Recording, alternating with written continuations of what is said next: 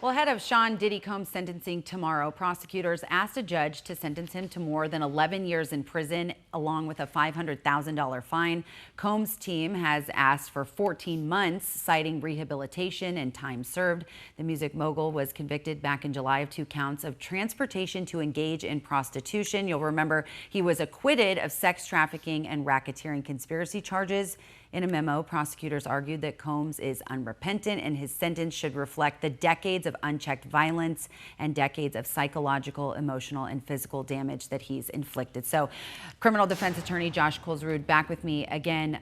Can you just kind of lay out what's happening ahead of tomorrow for our viewers? So tomorrow's sentencing isn't just about Sean Puffy Combs. It's also about how judges are permitted to handle jury verdicts. So before I get into that, you have 3 different recommendations. You have Puff Daddy, who's recommending 14 months in prison, which essentially would be a time-served sentence given the amount of time he's already served.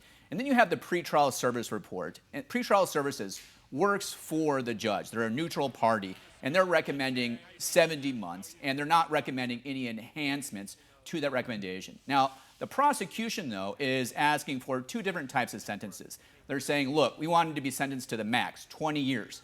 But in the alternative, well, we're asking for around 11 years. But what they're doing is they're asking the judge to consider conduct that Sean Puffy Combs was already acquitted of.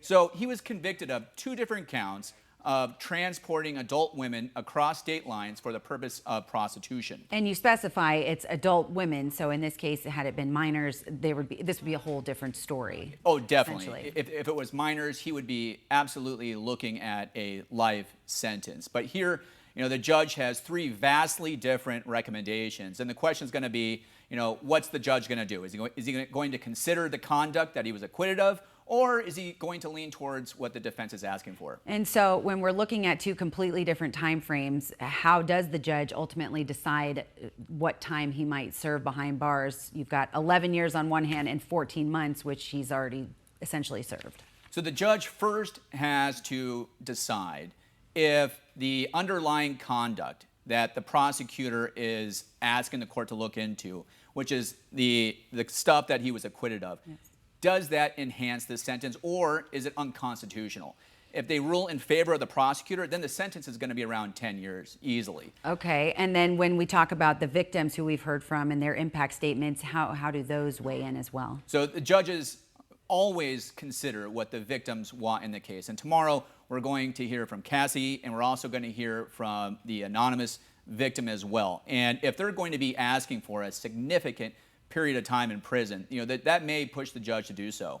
And do you anticipate prison time just based on your experience in both sides of these cases? I think that prison is definitely appropriate in this case. I don't think that it's going to be what the prosecution's asking for. I think that it'll be probably a little bit less than what the pre-sentence report is asking for, which is 70 months. So I would say in between 4 and 7 years. All right, and we'll be keeping tabs on that. Josh Kohlsrud, criminal defense attorney, thank you for being here on this Thursday. Troy?